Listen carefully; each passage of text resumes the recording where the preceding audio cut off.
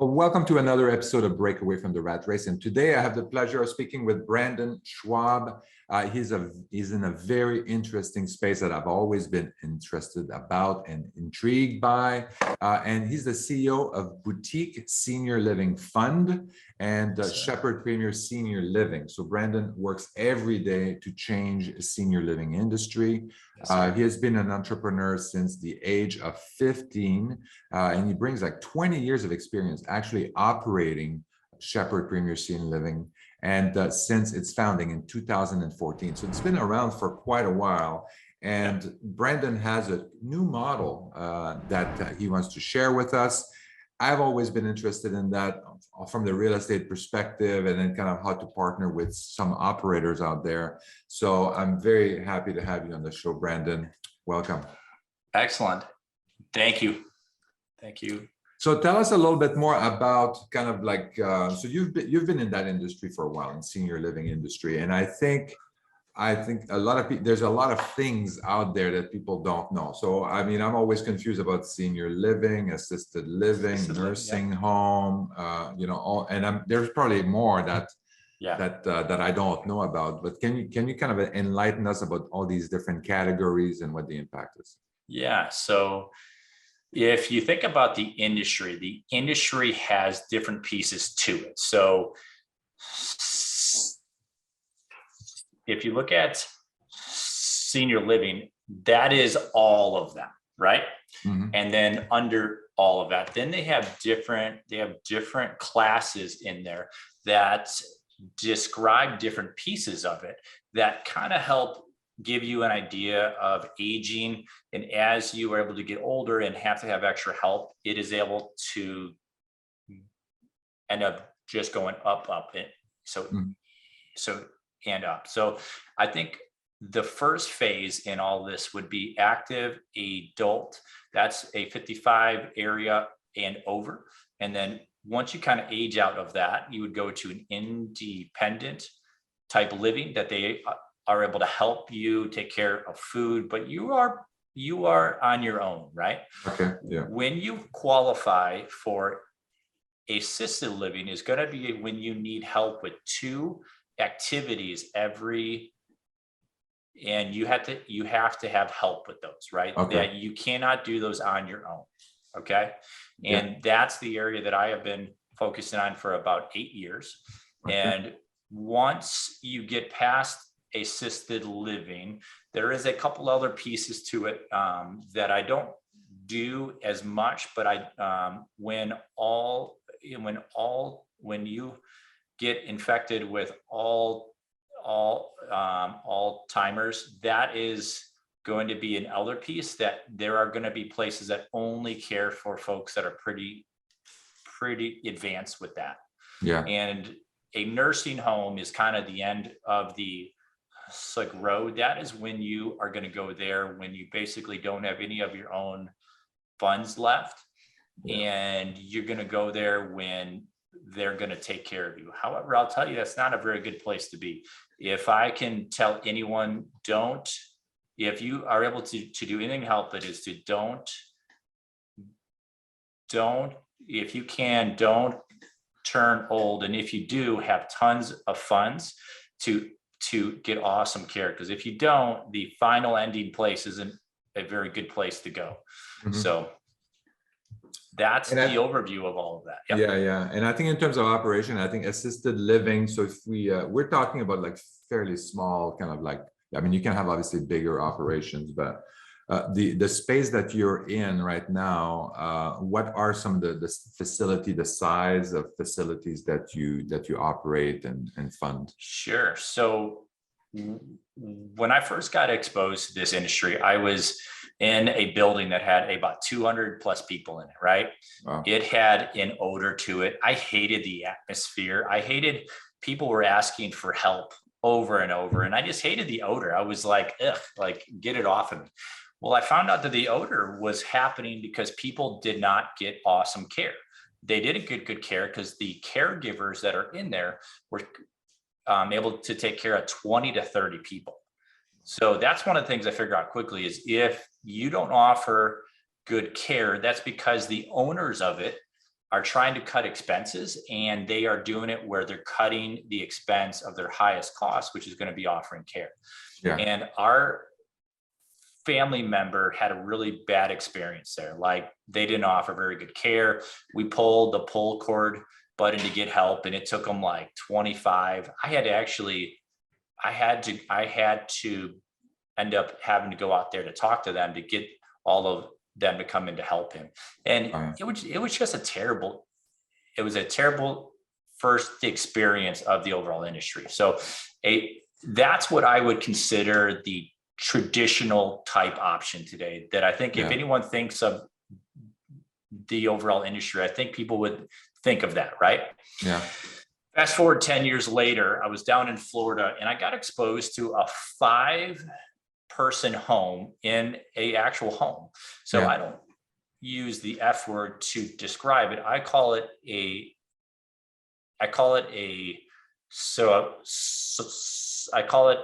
home because it is. Yeah. All of our homes have anywhere from 10 people in it to about 20 people each home. Our average home is anywhere from 5,000 feet. Our average is probably 8,000 feet, and the highest I have is about 18,000. Yeah. The 18,000 foot, I don't know if I would do that house over, but I would say a perfect size for 16 people is probably about 8,500 to 10,000 feet. Okay, so these are pretty big homes.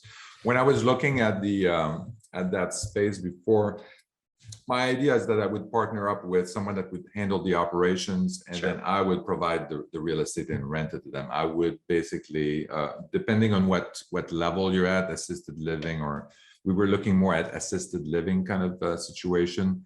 At that level, we were looking for a house maybe around like with 4 bedrooms, 5 bedrooms, and then that way you would be able to put either 1 person per room or 2 people per room sometimes. Right. And then they would have a caregiver that would take care of them and all of that. Obviously, you had to, but 5,000 square feet is a pretty big home at this point. Sure. Right. So, so there's not that many, but it would be a beautiful home potentially. I mentioned, sorry, but okay. Do you have? So that was kind of like my the thinking in the beginning. I would kind of like provide the real estate, handle the real estate piece of it, and build it to their need, to my partner's need. Right. So a thing that I kind of found is the homes that have like 5 people in it, that's your typical owner operator. That's a person that has a healthcare type past. They're in there, they're doing everything themselves. They're working 70, 80 hours per week. They're in there doing that. Yeah. I didn't have that experience, and I just really felt that like I could not duplicate that. I felt that 5 beds was just kind of too tiny. Yeah. When you operate an actual that has overhead, you need a bit extra income coming in to offset the overhead piece of it, right? Yeah. So with 5 people, I found that you were able to cover all of your expenses with about the 3rd person, and then so like you would earn on person 4 and 5.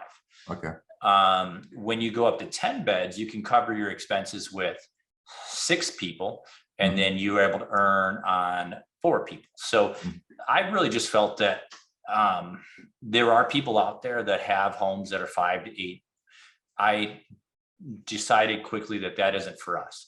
We wanted to get into a space where the houses could be of a size that they could kind of cover their own, plus pay into a overhead account of 10% of their total income. And in order to do that, you need 4, 5, 10 homes really to do that, because I think the overhead team to properly open up these houses is pretty expensive. I think you'll have an overhead team that'll be $500,000 to $600,000 per year, and if you have that over a 5-person house, it just doesn't add up, right? So I kind of found that out the hard way, and I tried to do everything internally as cheap as I could, but I finally figured out that I needed to hire the proper talent that it took to actually operate these homes properly. Okay. So what is, if you can walk us through then kind of like what your typical house, maybe we can start with 5,000 square foot home and Yeah. kind of, does your, so you have two companies, two LLCs, basically. You have your boutique senior living fund, and then you have your Shepherd Premier Senior Living, right? So, Yes, so correct. what's the difference between the two? How do they work together? And then how does a deal come together with, if assuming that now you want to invest in a 5,000 square foot home? Sure. So for our past 8 years, I have done it where I have purchased homes and I turned them into this purpose, which is the hardest way and takes forever, right? So what I found was our holding time is anywhere from about 12 months to about 18 months before it began turning and earning. Okay. So one of the things that I've done is I've gone through everything to figure out how to go do it. And we currently have 5 homes up and operational. We have 2 homes opening up by end of Q3 here. And then I've got 7.2 acres of land that we are going to be able to build on that is going to open. It's going to build our own assets. So our finance company is there. It's a fund, and that fund is $25 million. That fund is going to give capital to our OpCo, and our OpCo will actually be able to use it to purchase homes that have properties that are either up and operational, or to purchase and be able to open up homes out of the 7.2 acres of land. So what we're doing is we are using that capital to expand, but then soon as it's up and operational, we do take out financing to pay those funds back to our fund to keep turning. So our fund will target areas of the country. So I cannot go coast to coast. It has to be like in this area. And I tend to target areas where there isn't as many of these homes. Down in Florida, there's 1,800 of these homes. California, there's 2,800. Arizona, there's 3,000. Texas, there's 15,000. So I think to ourselves, why the hell would I go there? Like if you are fine with caring for people and earning $3,500 per person, go ahead, go for it. So knock yourself out. I tend to focus on areas where they have the elder count population, but they don't have as many of these homes there. So in the area that I'm at, there's 55 compared to 1,800. Wow. I can charge, 6,000 to 8,000, and our typical 5,000 foot house is going to typically have about 4 privates for like 1 person each. And then it will have 3 bedrooms that will have 2 people each. So I only do homes that are 10, 16, or about 20 per home. Those are like the 3 options. I don't do anything else, and I don't do anything over the 20 beds, because I don't want to, for the point to earn dollars, I don't feel like changing our concept just to earn extra money.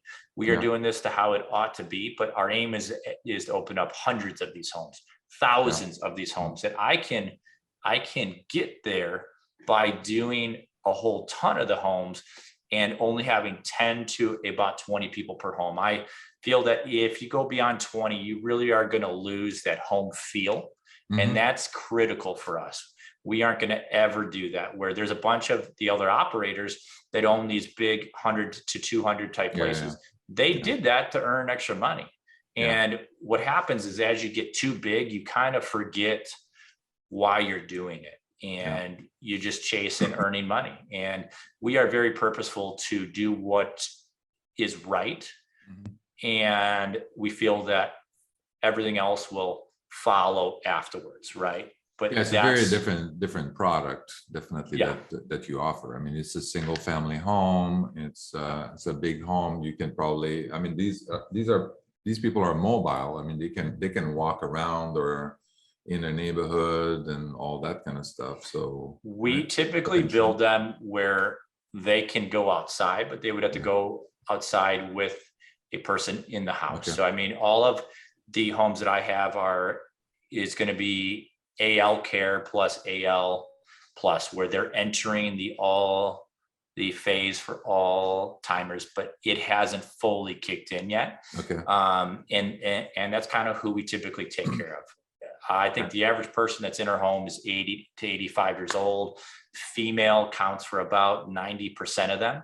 And so that's who we are able to take care of. In our past 8 years, we've cared for like hundreds of people. And I think the average time people are in our homes is about 3.2 years. Okay. And what is great is that people can come to all of our homes, and that's the end for them, where they can be in our homes till their time here is up. They don't have to go elsewhere. They don't have to get picked up at right before they are able to end their final chapter and have to go elsewhere. Like, that's a terrible time to ask anyone to have to pack things up, you know? So all of our homes are built where people that exit all of our homes, they exit typically because they are able to go up. So that's kind of how things are. That's kind of how things are able to go here. They go up. So which market? So if you're raising money for your boutique senior living fund. So which market do you invest? And you buy these homes and all that kind of stuff? So a thing that I do is I focus on a particular MSA until I have about 30 homes per MSA. Okay. And Chicagoland is our first one. We are focusing here because there isn't as many of these properties here. It's an open opportunity.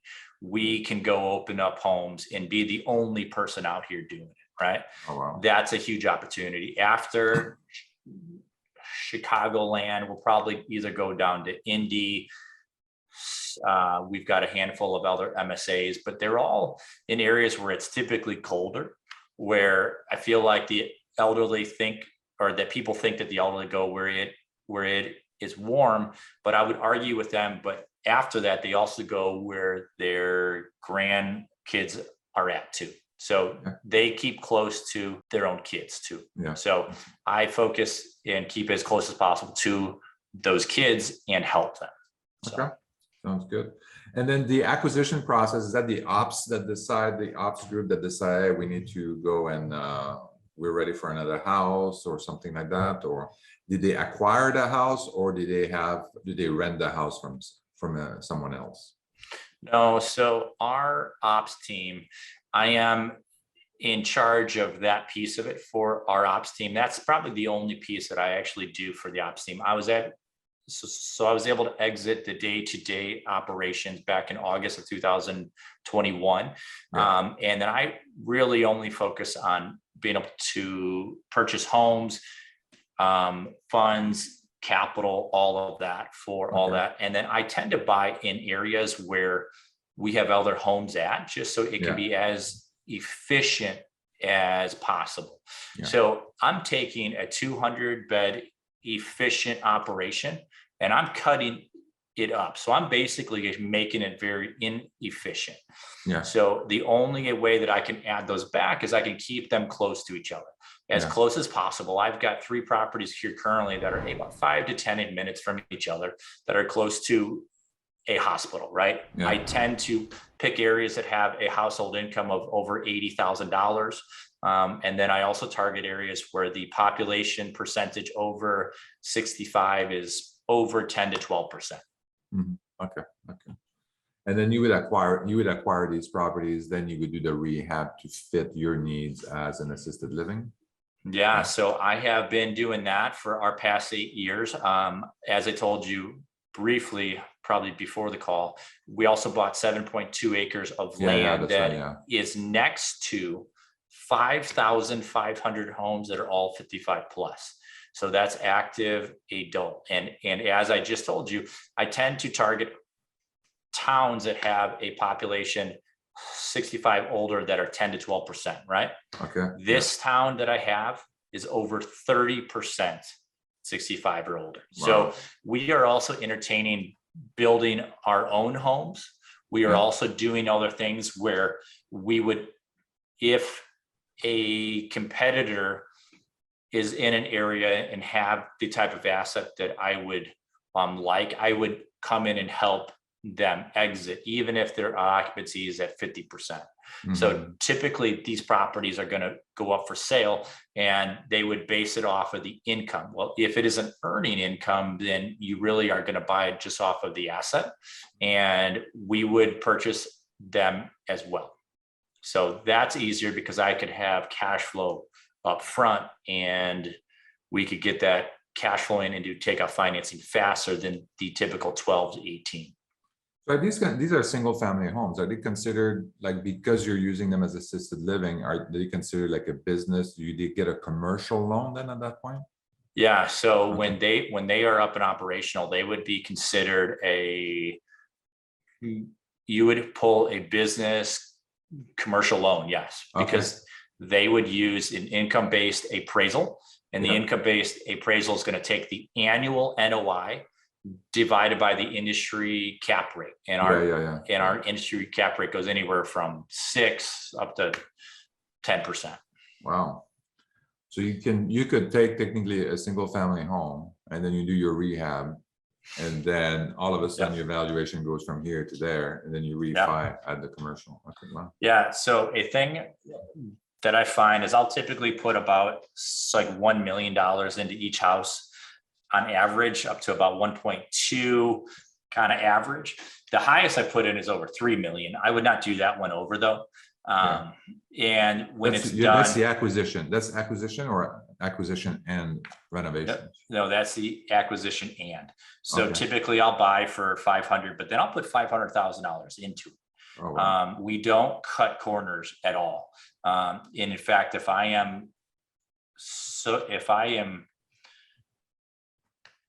anything, I probably go overboard. So I feel like the people that are in these homes ought to have the top options possible. And I feel like if I cut corners, that I am hurting them, and I hate that idea. So I don't typically do that by any means. Okay. So if people want to kind of like invest with you, or they have a single family rental that's 5,000 square foot or whatever, that's just a residential and stuff like that. So how do they work with you? What are the different ways that investors like myself and others can work with you? Well, there's a bunch of different avenues. I think the first one is if you are a qualified, accredited investor, you can always invest in our fund. You could call our office of 847-380-8624. If you have a piece of property that's over 5,000 feet, I think those are so hard to find. It probably isn't a very big piece of your audience. Because it's hard to find a true 5,000 foot house on a very first floor only. They just don't build a whole ton of them, right? Yeah, that's right. That's probably a tinier percentage of folks that are on here to hear this. But I think if folks have capital, if it's in a IRA, if they are concerned about inflation eating up all of their earnings, or if they got killed in the crypto, I think people today are interested in investing their capital into a asset class that can handle when things get tough, right? They're also interested in parking the capital into an asset that actually has an asset back behind there, actual tangible asset where they can go touch it, feel it, go in there, because people are always going to have housing. I think that is accurate. But if you combine the actual tangible asset plus the healthcare piece, that we are in an aging population where the folks over 65 of age are actually over the total population of folks that are under. And if you didn't hear me there, you ought to, because we're in a time where the population is that controls the bulk of the assets through this whole country, cash, capital, all of that. They are older now, and they expect to get great care. So if anyone has capital in a IRA, capital elsewhere that isn't earning them the type of ROIs to keep up with with inflation of 8.5% that they are able to keep on telling us, which is 8.5%, which is not what it actually is. I think it's higher. I think if you aren't earning 10 to 12%, you are actually going to be. So I target to give our investors those type of we target that IRR of like 12 to 15 to help them get to have the cash that they do have earn to expand, that by the time that they actually are going to need it, that is going to be able to, that is going to do awesome for you, right? Okay. And that's kind of how we were able to do that, where folks that would fit into our fund, they could be part of that. I do have deals sometimes that don't fit our fund. Okay. Yeah. And when that's able to happen, I typically have to, we will syndicate each on its own, where we'll do a deal by deal type basis. I'm trying to get away from that just because it takes forever to do paperwork and push it through and do all the investors. But I get that there's times where folks don't qualify for our fund, that I do have to have other avenues. Like our fund is really geared towards purchasing companies that are up and operational, that have cash flow, even if they're only at 50% occupancy, and being able to because it has good cash flow from the very first day.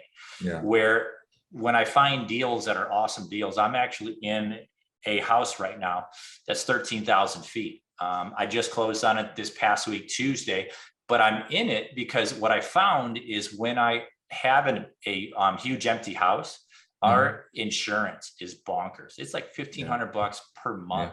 Wow. Because they are terrified that things are able to happen. So what I find is as I open up these houses, it is actually cheaper for us our policy for insurance is down to like $300 each month, because all of us are in here every day versus having it empty. So we have opportunities like that. And we are actively looking for folks that are interested in this, because we feel like we are changing the industry. We're changing how people think of the elder care industry. Because I think if you think of it previously, people think of 100 to 200 beds. And I just kind of feel like that, how it's been done for the past 15, 20, 30 years isn't how it ought to be done going forward. I just feel like it's kind of like, if you would compare it to anything, it's like the taxi where it's like an old ancient type system. They really didn't do anything to keep things up to date. And I feel like we are the Uber that's using technology, changing the industry, that's doing everything that everyone used to do, but I'm doing it in a way to use technology to truly change it. Yeah. Okay. Sounds good. So, and the minimum investment for that fund was $1 million, right? Yeah. We target our fund we target family offices. Yeah. Okay. And oftentimes family offices don't want to invest anything under about $10 million.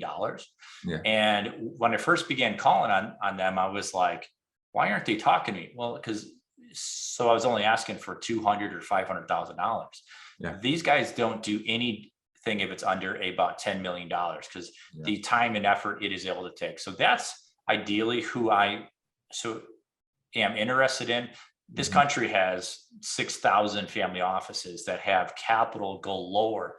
They are looking for places to put it. So if anyone has an intro to a family office, I would be very interested in talking to you, because I kind of found that family offices are like that.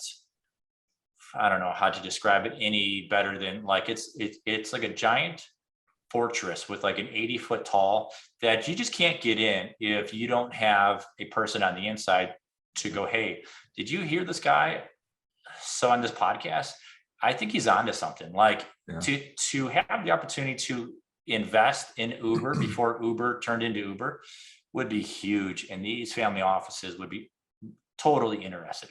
Now, I get that isn't for everybody, right? All folks don't have those type of funds. We also have other opportunities where they can go to our page on the internet and they can go and create their own investor account. So I do have opportunities from time to time that folks don't have to put that in, but they have to go into that deal on its own. I feel our fund's great because our fund can buy 120 homes over 5 years. Where it's put over 120 homes, where if you invest into a asset by itself, you kind of are counting on that asset to do good, or if it doesn't, you're kind of in there too. So that's kind of the pros and cons of kind of everything there, you know. I really like the fact also that you're doing your own, like you have that piece of land that you can develop. I think that's, at least you can build to suit like right from the beginning and really design the community. So that piece of dirt is actually touching 5,000 homes that are 5,500 homes that are all 55 plus, but it's cool because it's directly across from 2 competitors that are 100 to 200 people per place. And I love that because I am so close to them that people are going to go like, hey, if our option is here and there's 6 homes over here that have 20 beds in it each. So I will go talk to those guys. Like it's an easy comparison that those buildings are huge buildings. They put huge capital into them and they cannot take them elsewhere. They cannot just pick them up. I mean, there is a building that was built 5 years ago that back before COVID price was $55.8 million for 200 total beds. So I can build 120 beds with COVID prices for 100 or for $25 million, which is 40%. Where we don't have the overhead that they do. We don't have all that corporate bullshit that all these guys do. And it just puts us in a very good position because I can extract a good care team and every person out of those buildings. Because if the care team has an option of, do I care for 20 to 30 people or 5 to 8? Which one do you think they are going to pick? 5 to 8, right? Of course. Because it's easy. All of us can do that because I'm putting 35% of everything coming in towards the care team. So the fund is lending the money to the operations group, or are they purchasing the house? So what's the relationship? Is is it gonna lend? Is basically a lender on that property? Yes, correct. So a thing that was key that was one of the fears of our upfront investors is that if you own the asset, you have to own the asset underneath. So they are giving capital to us, which is the OpCo, and our OpCo is actually out purchasing the asset. But our fund has a first place on the home, where if anything happens, they can take that back. That's really, really key because that's clean. Where if you play in both, you're exposed to healthcare or all the different things. Like I was advised, Brandon, if you do both, that gets very unclear. If anything is able to go to court, you're going to have a hard time explaining that's 2 different companies. This is clean, where the investors, in order for us to hit the target investors for, or the target, so IRR for our investors, I had to think creatively of how could I get them. The average family office is looking for 12 to about 15.2% IRRs. They don't have to have 20, 30, all of that. That's typically the PE type guys. Those guys are crazy. If you are all of those guys, don't call me, because that isn't a good fit for us. I can offer 12 to 15% backed by a asset, but a thing that's really cool on this is that our fund gets to turn it 2-3 times per year. So I can take that 25 million and I can actually go purchase 50 million to 80 million of total assets in a year. So we can compound it because I'm purchasing properties that cash flow. I'm buying things, and that's what I'm doing that's different than everyone else. In a asset class that handled the 2008, It was a top asset class that handled the 2008.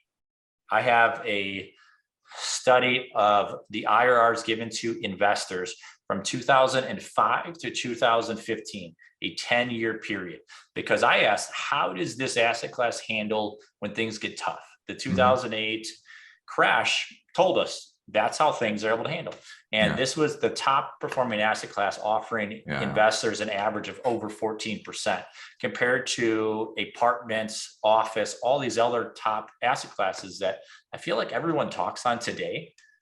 It almost 2x them. And it's funny because I feel like people don't really talk on this asset class anyways. I feel like they talk about the other ones, but I feel all people should have a percentage of their investment portfolio should have at least 10 to 20% in this asset class.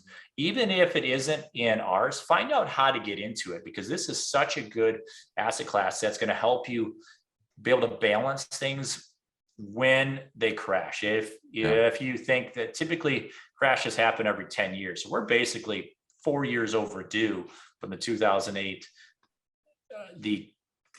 just because things have been good. And it is definitely coming. So 10 to 20% in this asset class is a great place to be. And I help family offices do that. Average family office has about 300 total capital out there, or total. They have about 2/3 of it out in investments, but it's always turning. So a third is a huge chunk of cash, and I can help them put that out quickly. That sounds good. Thank you, Brandon, for all that. Lots of information, lots of things to absorb, definitely. So if people want to get a hold of you, where can they reach you?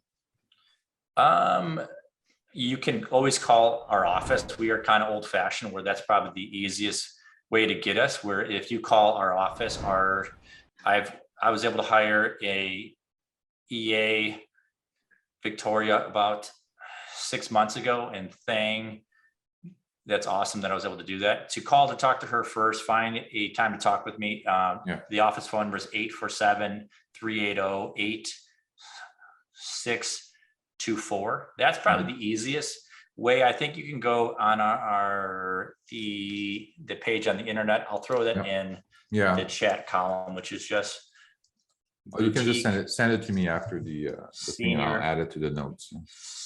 So like Living Fund, boutique senior at livingfund.com. That's probably the easiest way, because then you would create a account to invest, and that's the place that I post deals before I tell anyone else. I always put it up there first. I give them about 10 days to figure out who's in or who's out, but I only do that first. So for anyone that's thinking of to invest, that's probably the top place to go, or call the office to talk to us. Okay, sounds good. Directly. Thank you, Brandon. It was a pleasure speaking with you. I hope that some people reach out to you. I did have a few that had like a family office, so maybe that's gonna intrigue them, and then they're gonna reach out to you. So Brandon. Well, thank you. I thank you for the opportunity. It has been it's been a good time. Okay. Thank you. Have a good day. Thank you for listening to Break Away from the Rat Race with your host, Eric Martel. If you want to share your story and experience with our listeners, please message us on Facebook at Break Away from the Rat Race. Also, please subscribe to our YouTube channel and our podcast on iTunes.